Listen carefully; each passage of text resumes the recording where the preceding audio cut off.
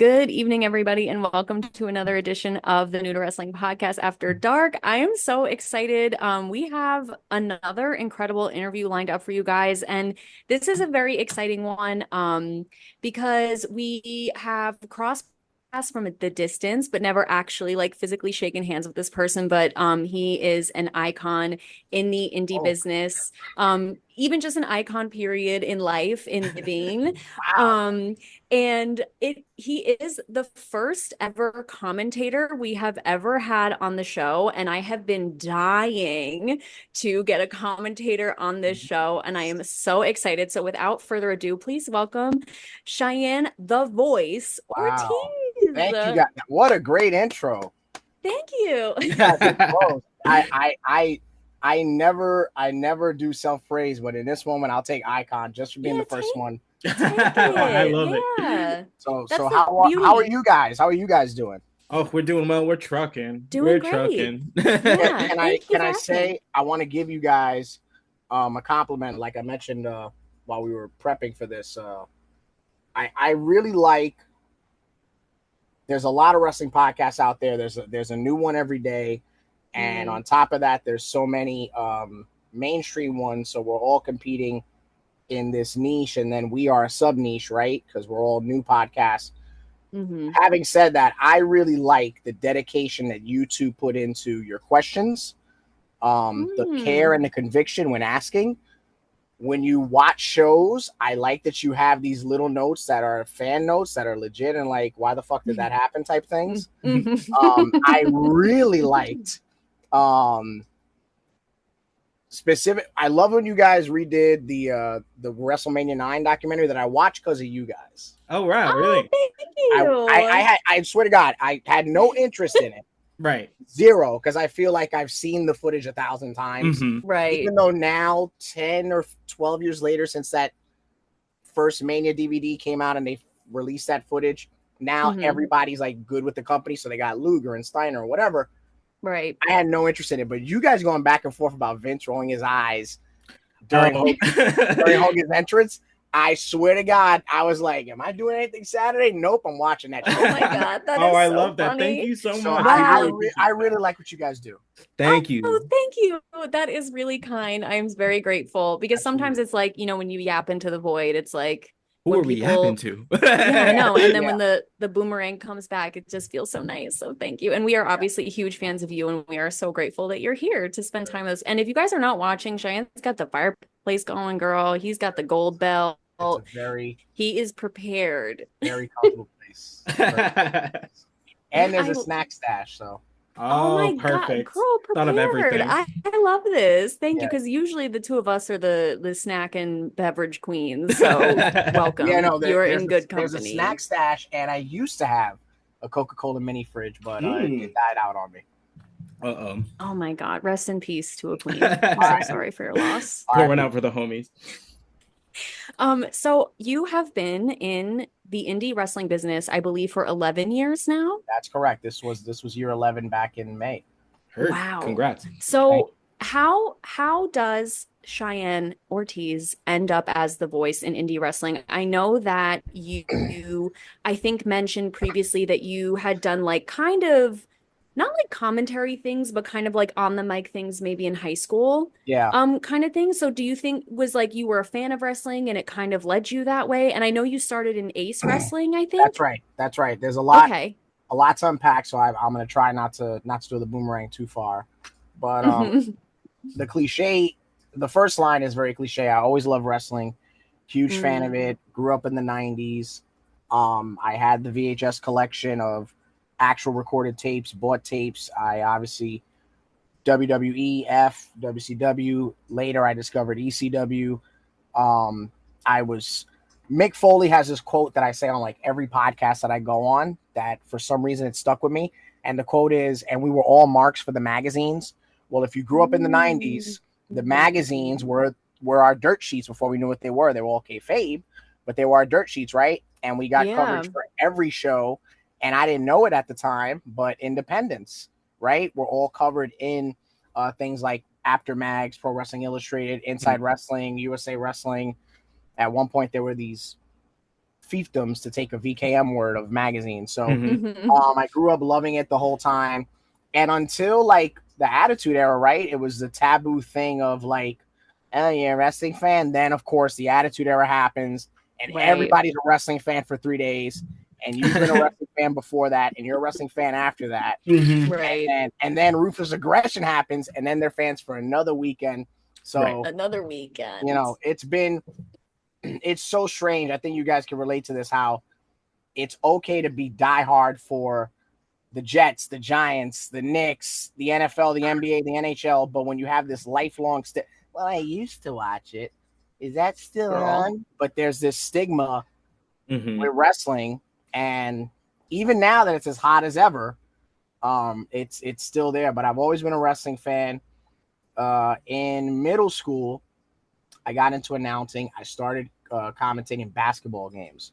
That was my first taste of live announcing. That transformed into high school. I did basketball, baseball, and I also used to do the morning announcements. So every day at third period, you would hear at my high school, "Good morning, this is Mr. Microphone with today's announcements," and I'd have to run down. That's where the habit of me speaking fast comes from, because I would have give or take about 2 minutes before the end of third period to read sometimes 50 announcements. Damn. And there are these and it was kind of like radio in the sense of like you have this block and you gotta hit them all before the bell rings and make sure the kids get all their info and all that stuff. And that was a rather daunting task. And then finally in 2014, I just said, "Can I curse on this?" Yeah. I just said, "Screw it. And fuck that. I'm going to go give wrestling a try." And I did. And I landed. I had friends that were wrestling for Ace Pro Wrestling, the movement, Jamal Jackson, FMB, and stuff like that. Mostly Jamal Jackson at that time. And they were like, "Hey, they kind of need an announcer. There's kind of like these different changes happening. You know, why don't you come to a couple shows and I'll introduce you to the promoter, blah, blah, blah." And about 2 months later, I was hosting Overdrive, and I've been hosting it ever since. Oh, wow. Wow. I love that. That is so amazing. And first of all, starting in middle school is crazy. I don't know if I started anything but having acne in middle school. So that's really, well, really impressive. I got to tell you, #me too. And it's crazy, right? Because I started, my coach at the time, Coach DiMatteo, who I'm still friends to this day, he was really good at like, "Oh, you should play this sport, you should play that sport." He was the guy that found what every kid should do. And for me, he found announcing, right? But I didn't think that was real. Like I'm a kid from the Lower East Side, New York, right? So like I don't know how to actually get into announcing. This is the early 90s, early 2000s. I don't even know how to get into wrestling, how to become a wrestler, right? Like the information wasn't there. So so you know, he just was like, "You should be an announcer. You should be talking. You should be talking all the time." And he bought a PA system just for me to talk. Oh wow! I love that. That's awesome. Amazing. Just for me to talk at the basketball games at that last year, which we won the championship, by the way.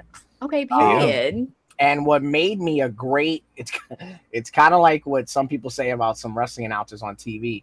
What made me a great basketball, baseball announcer was because I didn't know nothing about the sports. Love that. Yeah, it was all live reactions. I was all live reactions. I called motions, instances, and scores, but not plays. Oh. So, and not that I even know what this is to this day, no joke. If somebody hit a line drive, I would come up with something else. Oh my God. And people would go nuts. And then like, do you guys remember, I'm making myself older than I am, but do you guys remember WrestleMania, the arcade game? Yeah. No. So in that game, because that was the WWS version of NBA Jam, Vince McMahon does boom shakalaka. Right. So like every game that I would announce, I would bust that out for like a 6 slam dunk. As you should. This was like this was the early 2000s when like teenagers were like 8'12". So like slam dunks would happen like on a so I, boom shakalaka straight out of that is so funny. Game. And I didn't know shit of what was happening. I mean, if you're gonna steal something from Vince's commentary, that's probably the one to take. Yeah, it's definitely not What a Maneuver. From an intellectual, no, only in my figure feds I do What a Maneuver. talking about Vince from an intellectual property, because I know he's I heard he's like canceled. From that standpoint, you all right? This is funny stuff. You want to stay with me? Sorry, it was so funny. I know we're having a moment, but you gotta focus. All right, I gotta lock in. yeah, come sorry. on. I'm sorry I'm having such a good time. I know. I'm a good first date. All right, don't mess it up.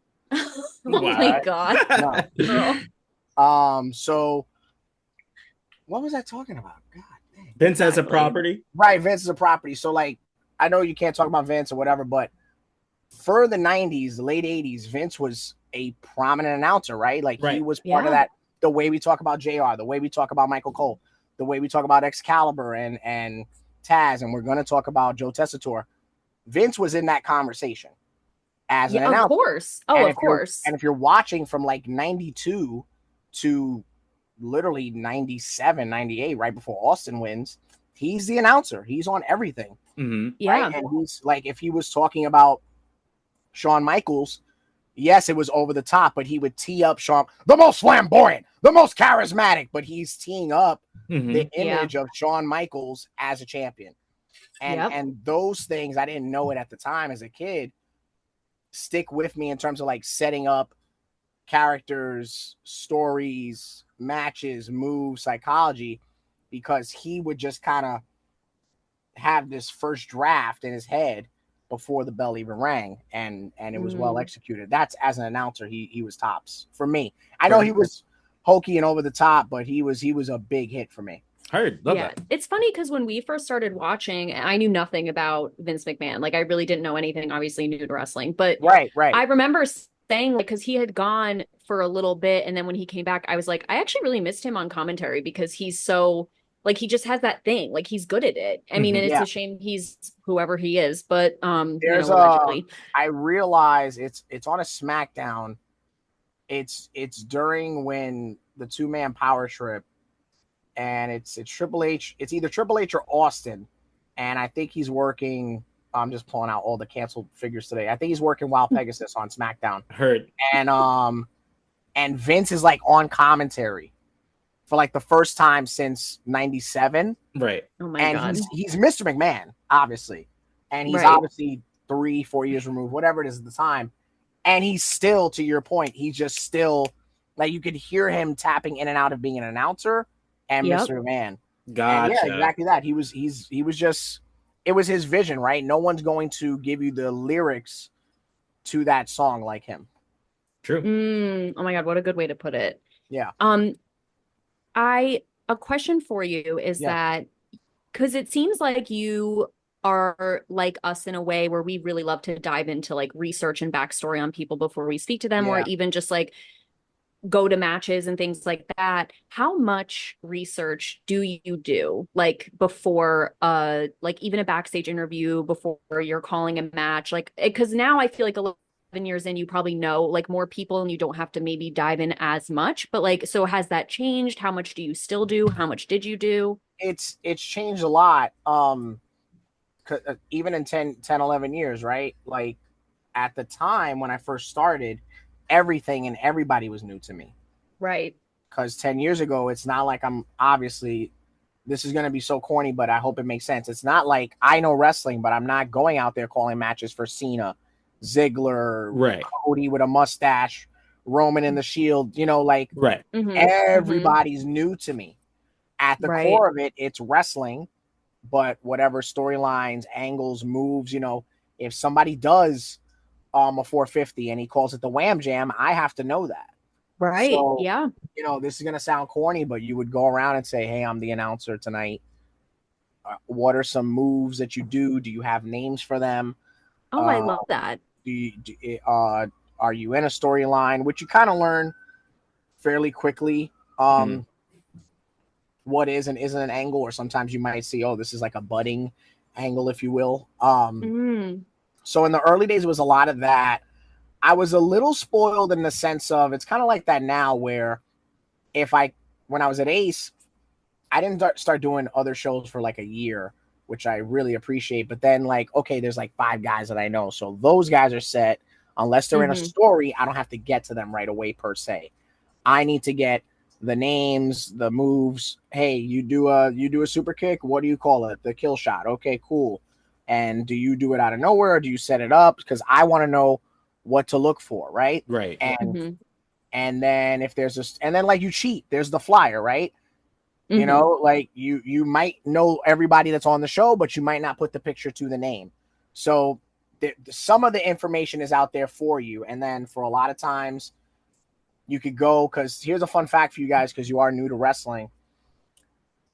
Social media, the internet, in terms of information and wrestling, social media and WWE per se don't hit till like 2012, 2013. They're like shying away from it. Then, of course, in true WWE fashion, they were making their own forms of social media. Like, they really weren't getting Twitter or other platforms the way they dominate them now, right? Right. So social media and information doesn't hit the indies until like 2014, 2015. Right. So yeah, you can go and research Ace Overdrive episode 5 from 2015, but if you wanted to find a match of Andrew Tiny Johnson, that's a real name, by the way, you would have to try to get the diligence off of Google, and sometimes that information wasn't cultivated for an indie guy the way it would have been for a John Cena. Right. Like back then, God rest his soul, the first indie star that I fell in love with, Larry Sweeney, he was an indie star. So you could find tons of information on him without even approaching him. Gotcha. But other guys, if you were going to some fed in the Bronx, you had to approach them. And then if you had a show 2 weeks ago in Long Island, you had to approach everybody. So that's how it was then. To speed it up a bit, the way I do things now, great example. I have it in my bag, in my briefcase there. So I just did Queen of the North for BCW. Yes. And there was a litany of talent that I had never worked with before. There were some that I knew, some that I'd heard of, and a whole list in between. So this is what I did. Because I'm an old man, I have here at my desk at all times a scratch pad. So I just paper and pen, man. Like this is cool, but there's just something about it. So yeah, totally. I wrote everybody's names. I wrote everybody's information in terms of like if I knew someone's finisher, I would kind of put that to it. I watched 3 YouTube matches for each participant. That's 8 girls. Wow. So before I even did the tournament, I'm wrestling fried, right? So to your point, I'm making notes on each girl, blah, blah, blah, blah, blah. I took the information I already had. ChatGPT, hey, I need this information in 5 paragraphs, and I need the weight and height for every name that I give you. Boop. And I cultivated this packet for myself and the other 2 announcers that were joining me, and we were all prepped headstrong with name, hometown, weight, height, which in women's wrestling you don't do out of respect. And I made a small bio for everybody, and we were hitting notes, researching everybody. And this is like going to be terrible, right?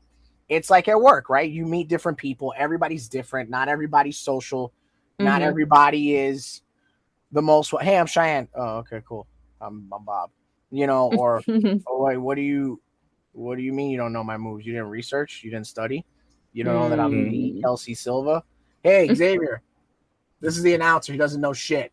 Like, oh my God, you never know what you're gonna get, right? So crazy. I try to go in as headstrong as possible. The way I do it is I prep the night before because it's fresher. Right. Because in my opinion, if you do it all week, it just kind of feels like a test. Right. Because then you're waiting for that move to happen. If somebody wants to protect their finish and they don't hit it, and you're waiting all week to call the finish, like, oh man, when I say tombstone on Saturday, it's going to be great, even if it's a falsie, and then it doesn't happen. So I do a lot of prep the night before, or just even on my commute. I'm there, with the AirPods on, jamming music, making my notes with my highlighter because I'm a nerd, and trying to make it as dummy proof as possible. Oh, I love that. It's like boots on the ground journalism. No, honestly. Yeah, try.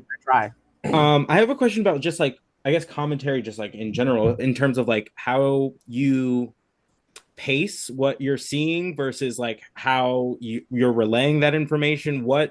How do you kind of incorporate a story that is kind of ongoing on commentary in a way that's kind of like palatable for somebody like sitting at home who doesn't really know these people? There's a couple of ways to do it, right? So let's start with, if a match is cold, it's just two people wrestling, and let's just say, for example's sake, it's let's say it's Ace, and let's say it's Roger Mendez, and it's Michael Mastretta for the Diamond Division title, and that's their mid-card title, like their Intercontinental, right? So I'm teeing up the fact that Mastretta, no matter what, somebody's watching for the first time. So I'm teeing up the fact that, well, Michael Mastretta's coming in. This is 535 days tonight that Michael Mastretta is, wow, he's been champion for a long time. Right. Mastretta's defeated Bob, Harry, blah, blah. Being that many guys in almost 2 years. Oh, Roger Mendez, he comes in 2-0 here at American Championship Entertainment, but all in multi-man matches. This is his first championship opportunity. Oh, okay, so he's got wins, but he hasn't done it in a one-on-one fashion. Right. Wow. So you're coming in pretty set up. Now, if it's in a scenario, well, Roger Mendez just defeated Joey Ace for the #1 contendership last week on Overdrive. Here we are. The moment has arrived. Michael Mastretta want to waste no time. It's all. And then the other thing, too, is like announcers, and you hear it every week, and you guys don't know this sometimes. Announcers set up a lot in entrances, right? Because when the match happens, you have to have that fair mix of what you want to get out there, plus what's going to happen, right? Yes. And you don't know what's going to happen. I really, unless the guys come and tell me, hey, Shy, listen, there's a moment in the match where I'm going to really need you to sell the arm, because I'm going to go and I'm going to just pull his arm down from the top rope and land on the outside, and I'm going to yank the thing out of the socket. I'm going to need you to really sell the arm and the shoulder, because that's the focal point to the finish. But most times out of 10, I'm cold, right, in that regard, because I want to call it the way you're seeing it too. So having said that, what indie announcers do, in my opinion, I'm going to upset people now, is when the entrance happens, they make sure they got to get everything in there, because now they know that the match is about to start, and then they have to realize the fact that now the match is about to start, so they got to get it in during both entrances. That's one person, that's the second person. Now they got to get everything in, because now when the bell rings, they can't get in all this selfish slugging points, because they know what's going to happen in the ring. Wow. Heard. Period. Yeah. Right? So my God. I try not to do that. Very fair. Right? Like, nobody's coming out like the Ultimate Warrior. Just right. Just chill the fuck out a little bit. Oh my God. All right. Period. I love that. How like, because I didn't even think about this until you brought it up, where like the relationship between commentators and wrestlers, like before like anything even happens, like how much of that is like, I don't know how to like phrase that question. I really, because so many things just popped into my head just even thinking about like what that relationship is like. Like, does that happen often where people come up to you and are like, hey, this is what's going to happen? Or like, it does, right? Because it's part of that trust. It's part of that. The biggest compliment that I get is when people are like, oh, you're calling my match? Oh, thank God you're here. And I'm like, oh, that's like, so nice. stuff like that is really what it's a wrestling entertainment, whatever. It's a thankless business as it is. So it's even more thankless when you're not the guy bumping around, right? And I get that. Like, I am not a star. Like, you do not buy a ticket to come see me. I get it. Yet. Right? Thank you. Right? Like, you don't like I know my place. Respectfully, some announcers are not like that. Okay. With that said, you know, when the guys are like, oh my goodness, thank God it's you, you know, can we talk to that? That's a huge compliment, right? And then through the grace of God and time, because it has been 11 years and there's a lot of guys like this, friendships, right? Yeah. Right? So there's that trust. There's the car rides, there's the 7-Elevens, there's the diner trips, there's the after the show, there's set up rings. I still set up rings 11 years later. Oh, wow. That's so nice. I still set up rings. It's, you know, A, I love it, and B, usually people they need all hands on deck. And people that don't like to do it are usually the worst ones. So I want to get the fucking ring up. So like all that stuff builds a camaraderie and the trust. Like a great example, you saw him at the BCW show you were at, Jay Bougie, right? So Jay Bougie, I saw his first match. Oh, wow. Heard. I saw his first match, right? So when I first saw Jay Bougie, I was like, yo, this kid is money. Mm-hmm. Yeah, When I saw Jay Bougie's first, I don't know if the footage is even out anymore. Jay Bougie came out like when the club brings out a bottle. He was the bottle. I love that. And Everybody's Wait, looking that's at so you. amazing. and the LESM is creeping out. I'm being so dead ass. He came out with like 6 girls, sparklers, a hookah. He was the bottle. Oh I love that. my It God. was everything but the sign that said Period. happy birthday or whatever the hell Right. it is. So That is so funny. so there was that. Then he was good. Then he had good shit talking. I was like, yo, this kid is money. I was like, yeah, girl. it might not be tomorrow, but I'm gonna put a quarter on it and get my shit back. Yeah.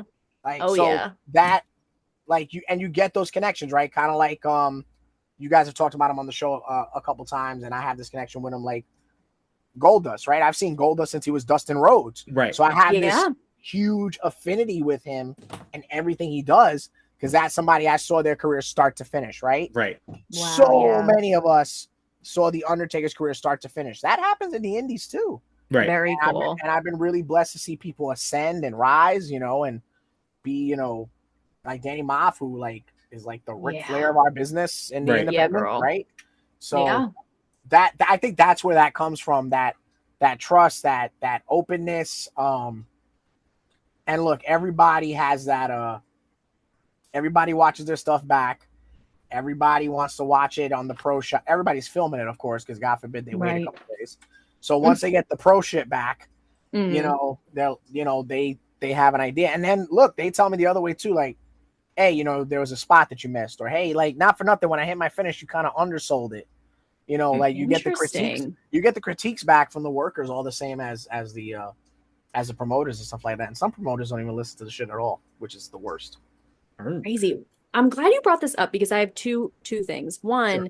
because everything you just said really encompasses. I have a quote written down that you had said is that for commentators, it was like something about like the best advice you could give to commentators was you get over if the story gets over. And I feel like everything you just said like kind of really embodies that, where it's like your relationship with the wrestlers is like you getting their story over and like helping them succeed or like tell that story is how you get over as a commentator. I thought that was so like brilliant. Like that just makes so much sense to me. Yeah, that's what it is, because you don't want to. You could go and you could get jokes in for your friends, and there's ways to do that. But like, if like for example, one time my trainer told me this, and I didn't. He's like, "Did you watch the match with such and such and such and such?" And I was like, "Oh no, I haven't watched it yet." And he's like, "Yeah, you told him that he hit a dropkick right in the chin," and I was like, "Okay, what did I do wrong?" And my promoter's like, "Well, he missed him by like 2 feet," and I was like, "Oh, I was like, I didn't realize." He goes, "No, you're not understanding. You sold the dropkick so well that I watched it like 6 times, thinking he actually did it." Oh my God! I watched it back. This is my trainer, Mike Morgan. He's like, I watched it back because I wanted to see the dropkick spot. And I thought I was bugging out because you said he hit him. Oh my God. Like that to me is, you get over by getting everybody else over, right? Yeah. There's a lot of selfish announcers. There's a lot of announcers who it sucks because they're out there here in the tri-state, but like, don't bury anybody. Don't like, it's not about your opinion. It's not about your taste. And if that's the case, go open a Fed. You book people the way you want. Right. But if you're at the table, you have to be as subjective as possible. Right. Yeah. And subjective in the sense of good, bad, and indifferent. Not subjective in the sense of, oh, well, I mean, of course Kelsey's going to win. Right. Yes. Well, why would you watch then? Like, right. Well, why? Yeah, don't lead the witness. If Kelsey's going to win, then why would Paige beat her in 2 minutes? Right. Right. Yes. Oh, of Hollywood Hogan's and the NWO's been tearing people up for years. Why would Lex Luger win this match tonight on Nitro? Right. Bro, you tell me. You know, stuff like that. Like, just try to be as objective and subjective as possible. But the quote is like, you get yourself over by getting everybody else over, I think. Yep. You know, like, and I try my best. I do it. I'll say that. I don't curse. I am funny, but I'm not like out there getting jokes because that's not my job. Like situationally. Yeah, situational humor or like one-liners, but I'm not out there, hitting zingers because that's not my job. Right. But yeah, that would be the idea, is that, if two guys are out there just wrestling and you're like, oh, these guys are wrestling, they have no story, you got a blank canvas. You have a blank canvas. If somebody's making their debut and they're wrestling somebody that has 5 losses and 2 wins, well, who has more pressure, the debut or the guy who's kind of struggling for the victories? It's up to you to decide now. Right. They're in the ring. They don't know what you're saying just yet. Right. It's like, what story are you telling? Exactly. You're layering the fact that, well, I mean, it's kind of do or die. I mean, think about it. The debut's coming in here with so much pressure. His family's here, but yet Bob on the right here, he's kind of been on a losing streak. He's got 3 losses in a row.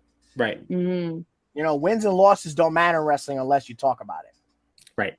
Very true. Very, very true. Go ahead. No, you go. No, I wanted to ask just about, because of the time that you kind of started and the time that we're in now, you have talked about seeing like wrestlers' career in full, but you've also kind of seen the kind of like the maturation of social media into wrestling. I wanted to know if you wanted to just like talk about like from where you started to like when the kind of defining change for it being kind of imperative to basically what we do, when that shift kind of happened and what that looked like for you. So I'm sure to kind of go back to what I talked about, like in the YouTube era, when the YouTube bubble blew up, at that time, the indies were still on the DVD era, right? Physical media, because you would sell DVDs to compensate, for nobody being there, as an extra income, to possibly pay for a big name to come to your show. So a lot of indies were trepidatious to put their stuff on YouTube right away, pre-monetization.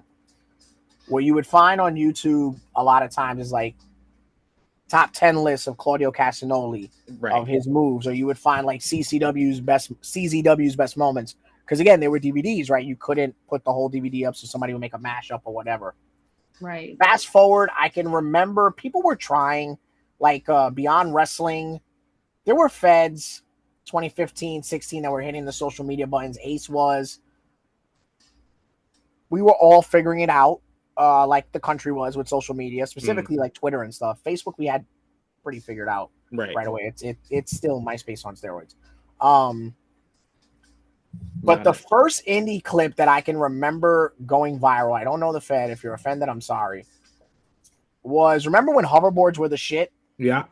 Yes. So I think it's 15 or 16. Who knows? Somebody did the Cesaro swing, because at the time he was on TV. Right. On a hoverboard. Oh my God. And that was like the first indie clip that I remember. Yeah, people were putting videos on Facebook, but indie videos weren't getting hits. At that time, it was YouTube. Roku was a big one for the indies 10 years ago. There was the original indie channel. Ace had a channel on Roku. Random DVDs of like defunct feds would pop up. But that's the first clip I can remember. Obviously, it grew and grew and grew in layers, and then video lengths increased on Facebook, Twitter. Then we had Instagram, which was kind of like Temu, Pinterest when it first started. Now it's like, you can put anything on there. Right. 2019 is when social media, to your verbiage, became imperative. Right. Right. Then pandemic. Right. Then it became bread and butter. If it happened, you had to get it out. Right. Yes. So if true. It happened, you had to get it out, whether you had 5 people or 500 people. It had to get tweeted. It had to get posted. It had to get liked. It had to get shared. So it's very imperative. I can't imagine any promotion not having social media now. Obviously, 10 years ago, you could have gone away with it. Right. Plus, like now, there's Eventbrite. So yes, physical tickets. Now you just get the invoice. Okay, Kelsey 5, Xavier 6, Bob All right, cool. Kelsey, 1, 2. Yep, you're good to go. Xavier, 5, 1. You're good to go. So just social media and the internet in general, because again, feds. A lot of people don't look at it from a business standpoint, right? Mm-hmm. The independents were very hand to mouth at that time. They still are. Yeah. But now they're text to wallet, if that makes sense. Instead of hand to mouth, I'm gonna label it, just made that shit up. Right. Text to wallet. Mm-hmm. Because that's what it is now. So that's what I can remember, 2015 or 16, whenever that clip went up. But it is such a lifeline now, right? Right. Yeah. Oh, totally. And you got to get the footage up in.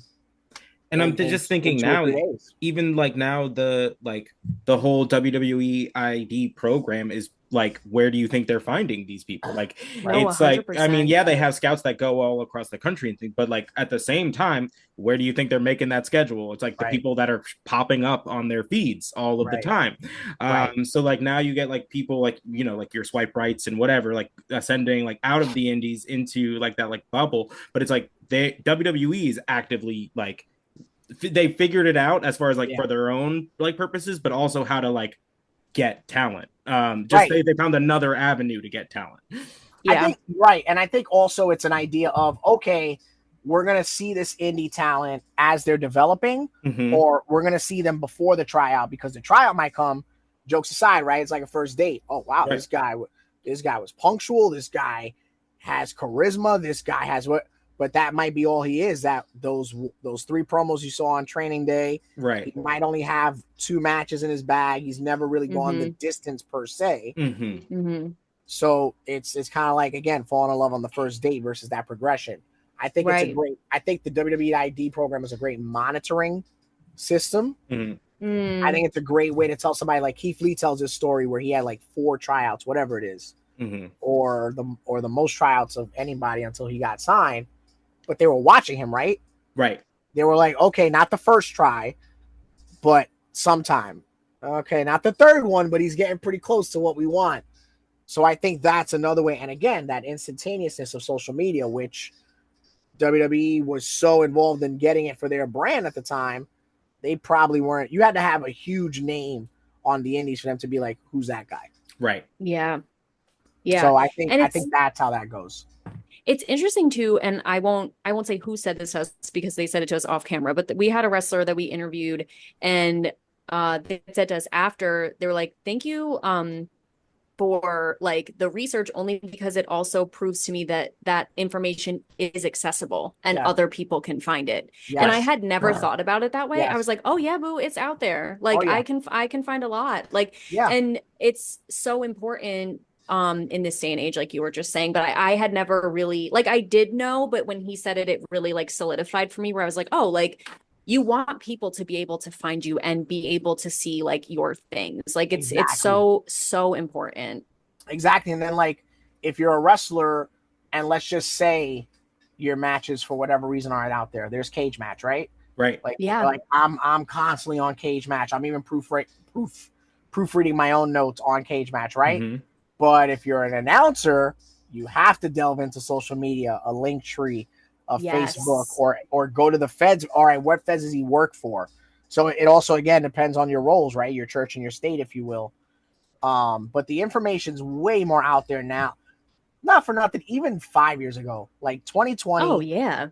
Really, and like, even for me, like I knew I had to like upload stuff, do live streams. You know, it's just as hard for me to get brand awareness as any other talent. Right. Yeah. So like now I'm developing, you know, a habit of doing like funnier memes. You know, I just did the one with like the baseball game. I just did the one now where I commentated in Spanish. And, and again, like I'm not saying that I'm a social media sensation, because I'm not, but try new stuff because somebody might see it and go, oh, this guy's really funny. Right. Yeah. And it just brings you to other things. It's you throwing it all at the wall, you know. Also it's interesting because you like want to create a brand like identity that you identify, that is like, you know, people can identify with you, but it's also like you have to try different things. You have to, because that's the name of the game. It's ever changing social media. It's so fast that like if you're not like just doing different things, Yep. like you're gonna get left behind. Yep. So it's a very interesting balance to be like, oh, I'm gonna put myself out there and I want it to be like this voice, but it's also like you have to just kind of like put Yeah. your ego a little bit on the back burner and be like, you're not always right. What Yeah. you exactly want isn't always going to be the thing that identifies with people. And to double down on that, I was playing the straight man, the Mean Gene, for so long behind the table that I felt this was my own choice, that I was like, unless you went out with me or you caught me off camera, you didn't realize how funny I could be or whatever. So I was just trying to figure out how else can I project these other sides and layers, because I'm not going to go, if I'm the lead commentator, I can't be as chill as I am now. Right. You got a job. So so I had to come up with ways to, project other sides of my legalized insanity. I do understand. I absolutely get that. Speaking of some legalized insanity, I want to ask about your time like training, like physically training, like with wrestlers. Yeah, that's what I was gonna ask. Because that seems like some legalized insanity. Yeah, that's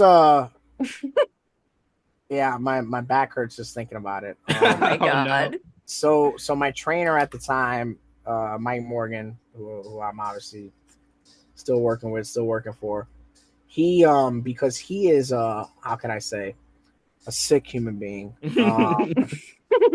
He had the philosophy of, and it's true, he made other people go through it. He had the philosophy of, if you're going to do this and tell these guys stories, you need to experience this. Yes. So I did wrestling school for 6 months straight. I trained 3 days a week while having a really terrible retail job. And after the 6 months mark, I got in the ring at least once a week. Wow. Also because tall guys like having me around, because, until I get a meal, I'm pretty good to throw around. Oh my God. Until I get a meal in me, I'm pretty light. Oh my God. So yeah, and then one day, like 2-3 months in at the Morgan Junior in the Ace Academy, I had to do 100 bumps straight.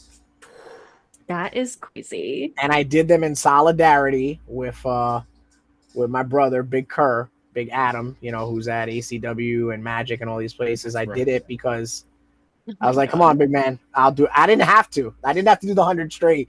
I just want to give Adam that nudge, like, all right, brother, if you do it, I'll do it with you.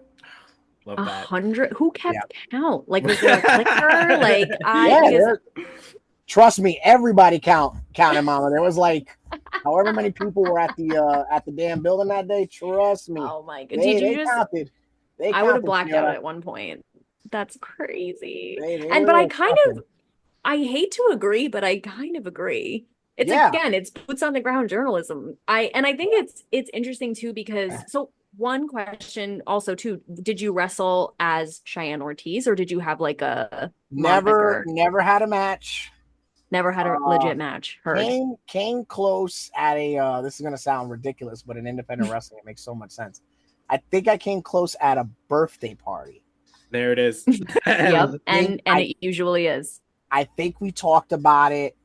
Somebody wasn't going to show up, and me and Adam were like, hey, what if we do it? And I was like, fuck it. I'll give you time, right? And I was like, I'll just wear a hood or whatever. But it didn't happen. But I trained, and chain wrestling, how to lock up, front bumps, back bumps, drop kicks, flip bumps, Irish whips, ring drills. Mike Donovan is the reason that I still have asthma.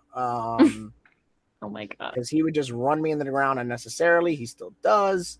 So I did that. The closest I've gotten is it was right before the pandemic. Ace did their annual Royal Rumble themed event, the Chance for Lifetime Rumble.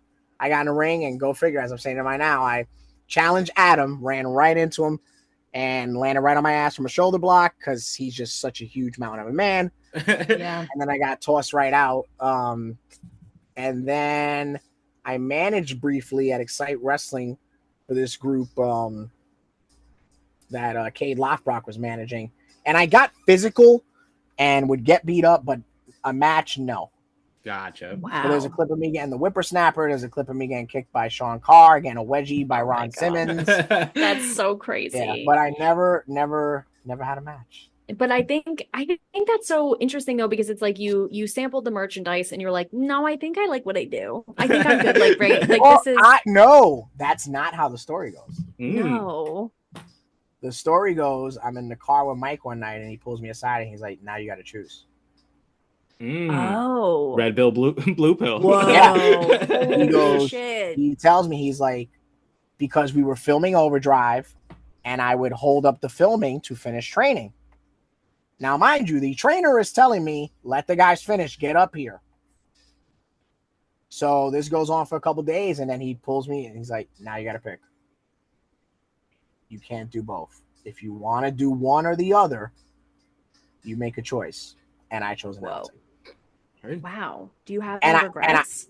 I don't have any regrets because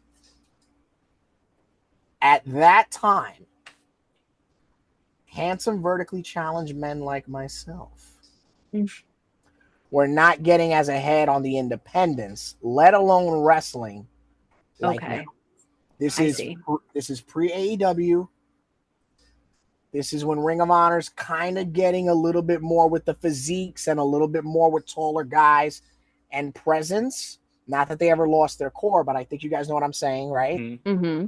TNA has got guys chiseled out of granite at the time, 2014, 15. Yeah. Oh, yeah. So, again, no AEW. The X Division's at a lull period. So, like, the long-term opportunities weren't there. Right. So there was the quick grab or there was the investment, and I chose the investment. I mean, and it tough, seems right? like it's paying dividends. It is, and it's tough, right? Because it's like, how could you be that close to it and not want to do it, Mm-hmm. right? And then on top of that, after you develop a form of a callus, even though it always hurts, you're like, yeah, sure, I could. Oh, I got to choose, and so, but I don't. In that regard, I don't have any regrets. No. I love that. Since you brought up long term, like in the long term, Yeah. I'm curious because you had said that in the beginning of your commentating career, like bigger wrestling programs like TV wrestling, they were Yes. more apt to hire people with like TV experience rather than Yeah. wrestling experience, and they were like Yes. they can learn wrestling.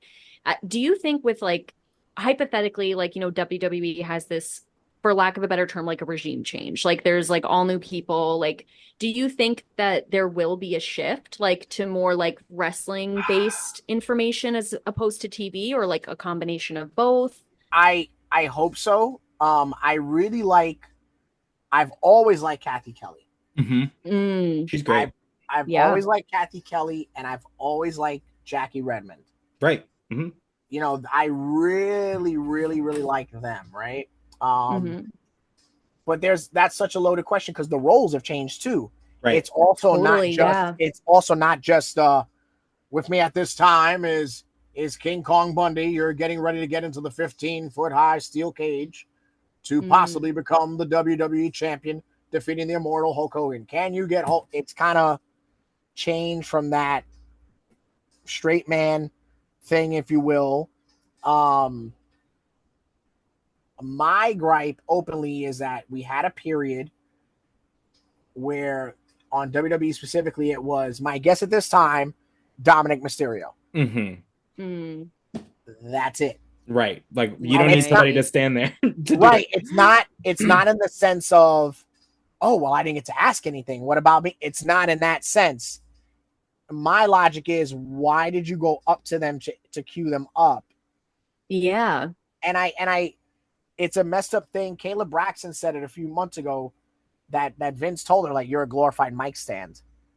Yeah. Awful. And it was one of those things where I'm like, oh, that is so fucking terrible. But it's but like at that point, that's all they were doing. Makes so much sense, right? Right. Yeah. So you have to have a budget of your own and understanding. So yeah, but I think it sucks. Who was the guy? And I could get why Vince McMahon will like him. Who was the guy? I think he was Irish. He did Raw, and now he does soccer. I think he was before or after Jimmy Smits. He had like the orangish hair. Oh, I know who you're talking about. I cannot. So that guy, remember his name. That guy was interesting because he never called a wrestling move. No, he only called finishes and big moves. but he would just go out there and like, I don't want to say tell stories, but he would just talk. Mm-hmm. Okay. But he had TV experience, right? Mm-hmm. He had broadcast, hosting, all these things that on paper I don't have. This is the most vulnerable and the most transparent I've ever been in a podcast interview. So to double down on that, I don't know if you guys know this. Shivani told the story one time that before AEW, he called WWE. Mm. Okay. And he called looking for work. And I think he said he spoke to Triple H or someone in that office. And he's like, well, we really don't have anything for you. And then whoever the girl was at the time, not Renee Young, gets hired. And he took it as, well, you know, here's somebody with zero wrestling experience compared to me on paper's very little TV experience. Yeah. But she looks good on camera because I can do that job. Right. Right. So, yeah. So like, there's that, right? Like a lot of announcers are so quick, myself included, say, oh, just put me on Raw tomorrow. It's true. Some of us can do it and carry it. But like, there's some of us that can only do the backstage announcing. There's some of us that can only do commentary, that can only host. I've done all that on the indies. Right. Yeah. So unless you give me the tryout to tell me what I'm missing to come back 2-3 years later, I cannot help you by telling me I cannot help you unless you tell me how I'm disservicing you. Right. Right. Yeah. Right. It's kind of like when you have the interview. Oh, thank you. What can I do in the future? I don't necessarily believe in that, but if Triple H calls me, I'm gonna be like, so why didn't I get it? Right. Yeah. Especially not in the sense wrestling. of like, how dare you not pick me, but in the sense of like, no, what do I need to do? Right. Yeah, what is the edge that I need, or like what would say? And I feel like especially in wrestling, because it is such a business rooted in like really loving something to put your body so specifically on the line, like and just there's such an energy around it. That's why I think that you can make some sort of argument or connection about like why there's so many like quote unquote closeted wrestling fans, like because there's such a bubble and a specific energy about wrestling that I feel like it's like crazy to me that people who don't have like a heart in it, a root in it, like a feeling in it could make it a career. Like I find that crazy. Like so when you said that, I was like, oh, I wouldn't, and I get needing TV experience, but also it's that kind of conundrum where it's like I can't get experience if you don't give it to me. So like how do we meet there? Or like feedback is important, especially in wrestling, I feel. And also like I feel like wrestling is its own like as far as TV goes, it is like its own breed. Like there's not other things on television really that kind of follow the same like patterns or like require the same like skill sets and multiple of them. Like it's just I don't know, it's a very unique thing, especially in television. And that's like Charlie Caruso, right? So she was the big WWE thing. She took it by storm, what have you, but she had all that TV experience before. Encompassed more at WWE, ESPN. Right. Gets her own TV show. Short-lived or not, but look at all those building blocks, right? But she was also a legitimate football fan, a legitimate basketball fan. Right. Yes. I don't have any of that. And I'm gonna say the realest shit in the world, and maybe Xavier could be the middleman on this. But if Kelsey and I went for a job interview, skills aside, Kelsey's got the edge. I mean, I can see it. Yeah, I understand where you're coming from in that regard. I get it. I also hate it though. I'm not trying to be like, oh no, I hate, like it's not that. It's no. And I don't want to sound. I don't want to sound like. No, like I so get what you're saying. You know, that's far from me as a person at all. It's pretty privilege, girl. I know all about it. Yeah, we talk about pretty privilege all the time. It happens, but I think the fact that, look, I think it's messed up that. Oh no, I can't say that.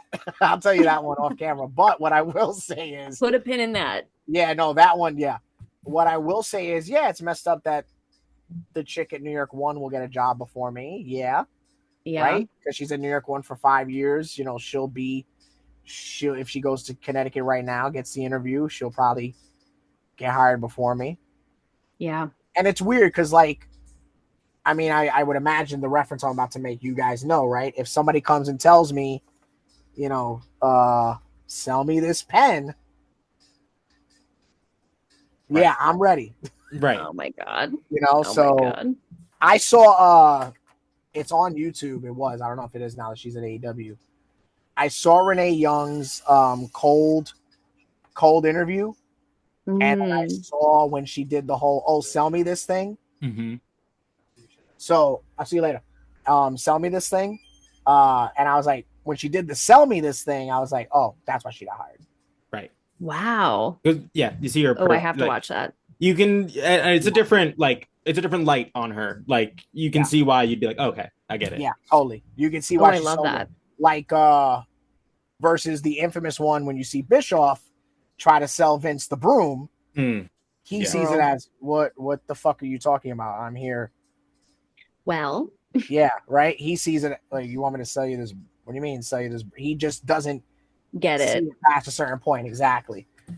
Well, he's never had to sell anything except his soul. So. Oh wow. Oh okay. Wow. Who said that? Wow. Okay. I don't know.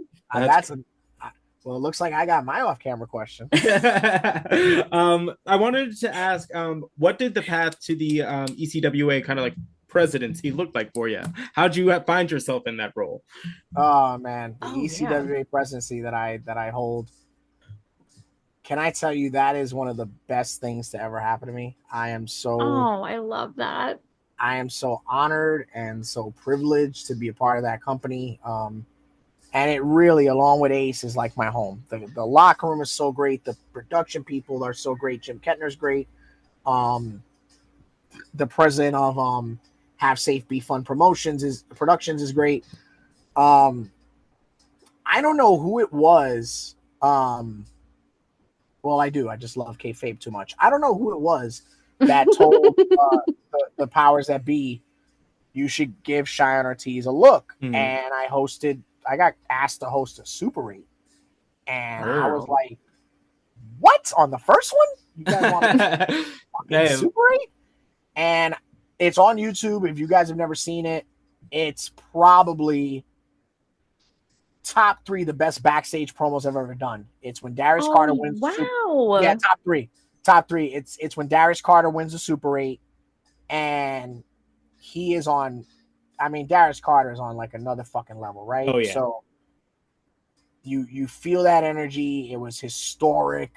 He comes right out of it's everything you want out of wrestling. He just got out of the match. He's sweating. There is legitimate cameras and flash bulbs going off. Oh my God. As he hasn't even thanked anyone for the match or hugged anyone. And we're at and it's everything you want, right? He beat Ricky Morton and all these things. And we get this interview, and top 3 best interviews I ever did. Wow. I ever did. So that was my first one.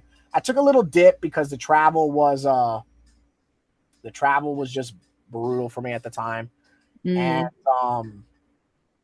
then they were just like, hey, do you want to come back? And I was like, you know what? Yeah. Mm-hmm. So I did the backstage interviews, and that blossomed into commentary with also one of the best matches I've ever called, the Pretzel Death Match between King Reginald and Mr. Ooh La La, one of the top 3-5 best matches I've ever called. Love that. And then Jim Kettner and the president of Have Safe Be Fun Productions was like, hey, would you like to be the president? The term is coming up for Jim Shorts. We think you'd be a great fit. And interning, I was like, oh my God. And I was like, yes, absolutely. Yes, no, whatever you need. And then whatever you guys need. Thank you. Whatever you got. Yep, absolutely. I'll call you. Okay. Get in the car.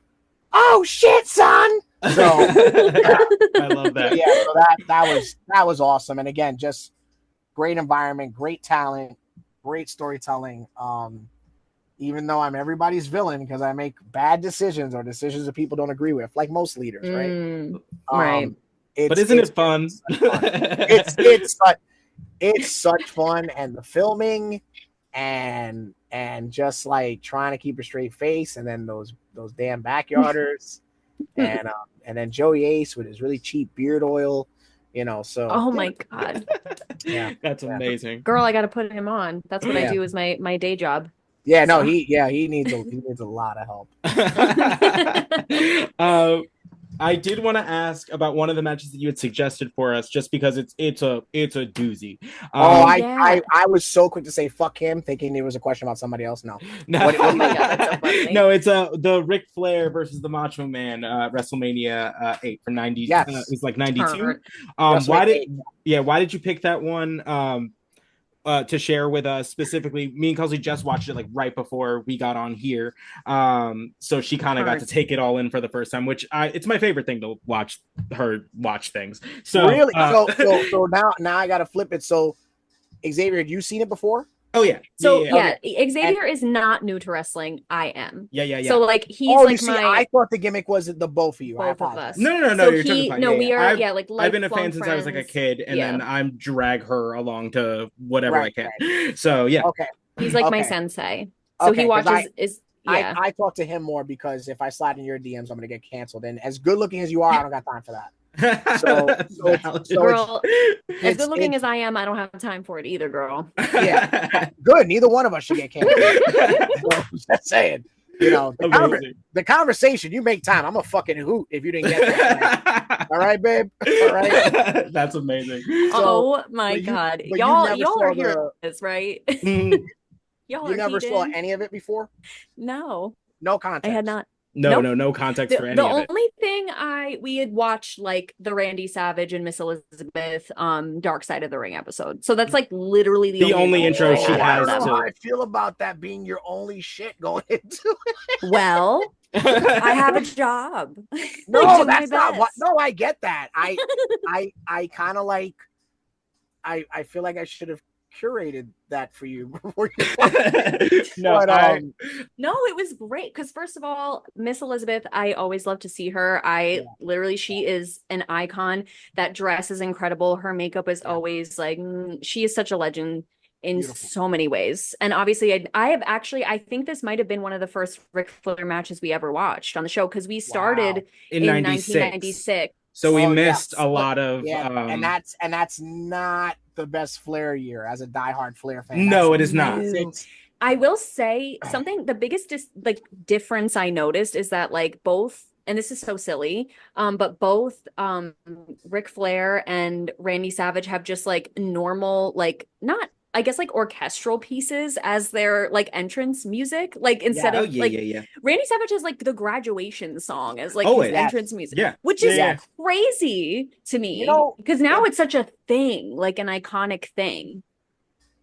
Come to think of it, well, I know they've talked about, well, nobody knows it from Randy's side, but a lot of people said like, oh, compared to all the themes in the 80s, Randy had this orchestral, legitimate song that everybody knew. Yeah. And there were many people to this day, you go to graduation, somebody says, oh, is Macho Man coming out? Like, and they might not be a diehard wrestling fan. I don't think anybody's ever asked Xavier, and I'm a diehard Flair fan, and you could chime in. Does anybody know why Crockett, or because I think it was Crockett Jr., why they chose Sprack from Space Odyssey as Flair's song? I have no idea. Because it's not in his book. It's not in any of the documentaries he's had. That's never been discussed. My only guess would be that he was like so like fabulous, like the like almost bejeweled, like it almost gave Jetsons vibes. Like not quite, but it's like of the future. I really like that you did that. Do you know what I mean? Like he gives kind of like futuristic, like space being a little bit. Do you think even though when Flair probably starts using it on a regular basis, it's 82, 83. And then do you think it's an Elvis thing? Elvis dies in 77, and that was Elvis's entrance song. Right. But I don't know. I don't know. That's a great question. I mean, like, I feel like it couldn't, that can't be too far off. Like Flair's from North Carolina, like Tennessee's right there. Like, there has to be influence. Right. I mean, and everyone was influenced by Elvis, like everyone, like, of course. Even if you knew it or not. Also, I But completely interrupted you with like why you chose this match and no, like no, what it no. meant. I was just like, I It's a have to talk nice, about this right now. it's a nice conversation. I chose it because, um, if you're new to wrestling, pun intended, what better story than love, right? Because Mhm. it's Yeah. Randy Savage fighting for the honor, defending the honor and the integrity of his wife. Right. Because Yep. here's Ric Flair saying that you got damaged goods. Here's Ric Flair saying that basically, how's my dick taste, right? For the Right. modern viewer, Right. right? That's Oh, basically what he's saying. Hmm. wild. And you know, what you got is nothing compared to what I had. Right. And here's Randy. That's bullshit. You're jealous. You're this. You're that. It was so brilliantly done. Yeah. Super ahead of its time. You had to be a diehard WWF fan to know that the pictures were in the magazine 5 years late prior or whatever it was. So there's the story. There's a foundation of Randy Savage is fighting for the honor of his wife against this playboy. Okay. Now there's this incredible match.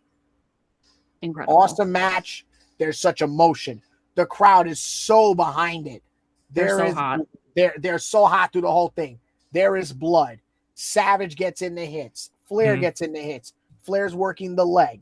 Flair is getting the suplexes in. Savage is hitting the knees. Savage is brawling on the outside. Savage gets the elbow, and then on top of that, wins on a roll up, which nobody's expecting No. out of a WWE title match at that time, right? They No. were very clear, decisive wins up to that point. Hmm. And Yeah. because it's kind of crazy because WrestleMania 8 has that weird ass ending with Hogan and Sid, and then Right. you have like a flash pin with Savage and Flair.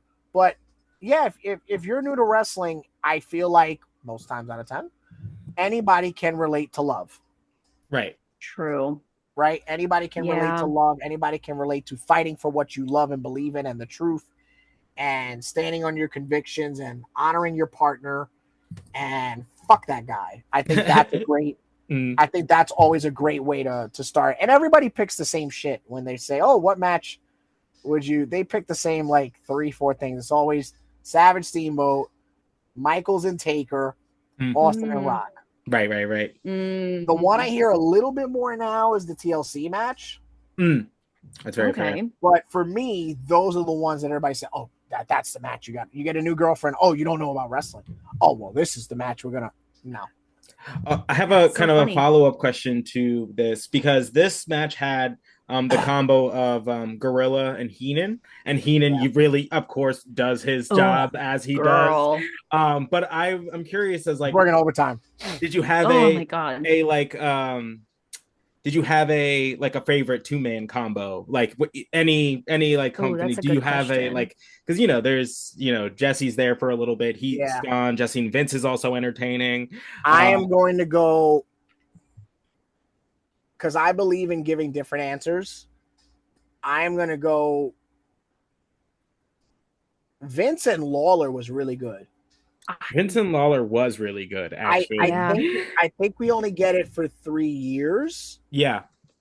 But before JR, which they were great too. They didn't have their dynamic. What sucked about Vince, JR, and Lawler was they didn't have their rhythm until they stopped.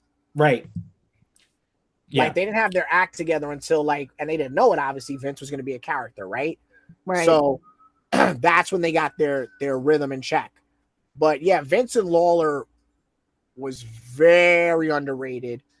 And then of course, Monsoon and Heenan, JR and the King. I liked Vince and Jesse more than Gorilla and Jesse. Fair. And I say that because, and this is the interesting. Bobby would fuck with Gorilla and get those reactions, right? Yeah. Jesse wouldn't do that to Gorilla. Yeah, I think there was Jesse, too much respect. But Jesse would fuck with Vince. Right. Yeah. That was great. Get those reactions and make him work. Mm-hmm. So I guess also because I love Saturday Night's Main Event, and that was Jesse and Vince's show. But yeah, on the lock-in answer, I'm gonna go, maybe Lawler and Vince is my favorite. I think it's fun. That's a fun combo just because it's fun to like because of right before he becomes like a character, so it's just like Right. seeing Vince be like the straight Yeah. man in that combo is so funny Yeah. because Lawler He's can't a do different anything. character at that Right. time. Yeah. Lawler Oh, can't for do sure. anything like but be Yeah. Lawler. So like Yeah, so here's like Vince maintaining the peace and Lawler just shitting all over it and backing up the bad guys. right. I Yeah. love it. It's stellar. But yeah, that's probably that's like the early demo tapes of my childhood soundtrack, right? Love that. Yeah.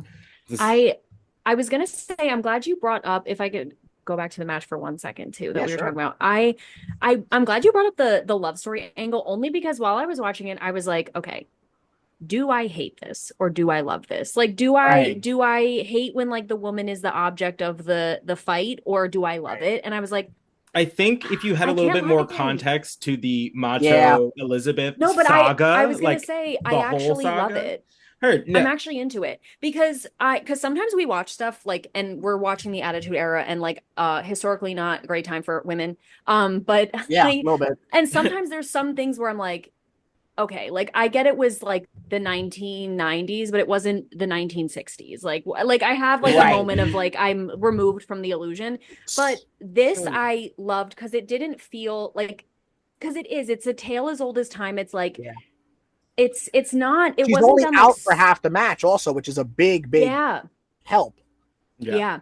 And also Mr. Perfect was there managing, and I feel like he didn't interfere too much. Like like he came in like right at the perfect times, I feel. Because even when Miss Elizabeth was out there, he didn't really mess with her. And I feel like when we get into the Attitude area, it's a lot of like the managers are messing with each other. And there's a lot of interference, or at least now anyway. But I actually was like, no, I do love this. I can't lie. Like I really do. I'm into this for sure. And I don't know if I can pinpoint. I'm sorry, Xavier. No, go for it. I don't know if I can pinpoint a certain match in particular, but I think Xavier would agree with me.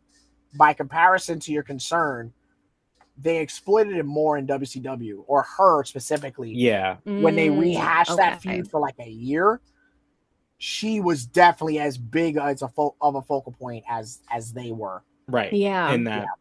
And and it's just like she is such a just like a piece of his character that it just works. Know. I adore especially her. like at that time, like they were synonymous. Like you So it's just totally. like of course, like if you want to get any reaction from Macho Man, that's the one. That's the button to push. And the always. people want to see her. I want to see her, girl. Get out here in that dress. I want to see it. Like, I think also, I was it's like, funny you say that, because I think after that feud, and then Randy wins the title, and then he does the tour in Germany or Europe, and then right when he loses it again, like a lot of people were like, "Well, where is she?"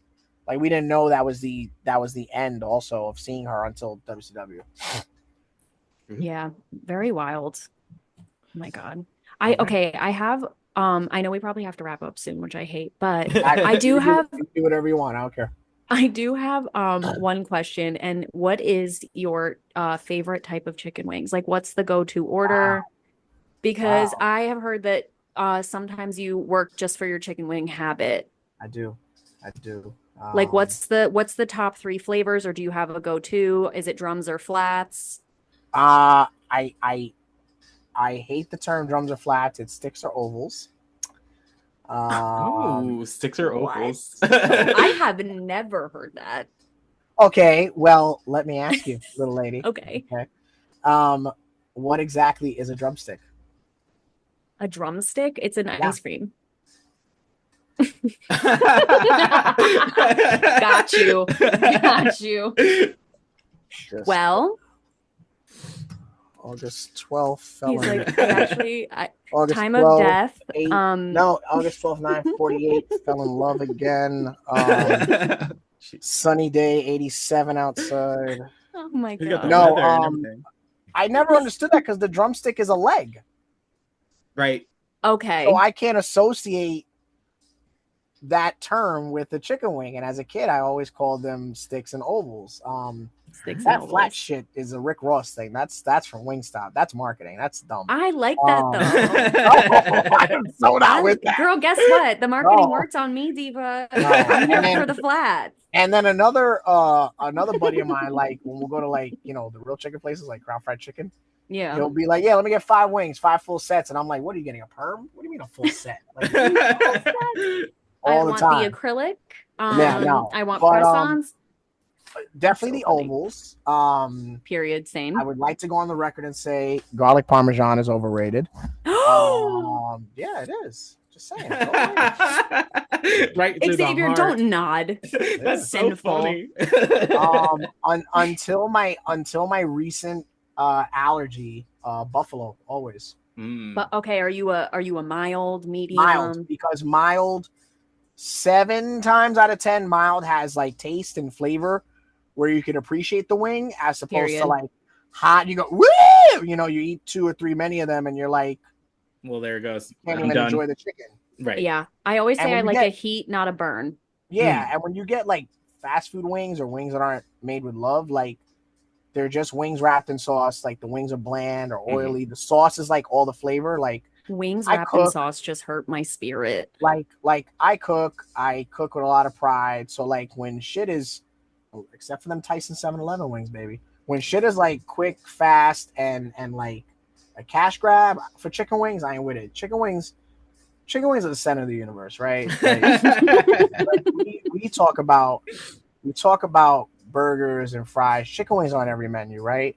It's so Like, true. it's like at the end of the day, the way that some of us feel about nudes, we should feel about chicken wings, right? Love because that. they never let us down, right? Mm, And At even when any they're given bad, they're time. good. Right. When they're bad, they're good. There is no bad cut, right? Right. I don't agree with that about nudes even.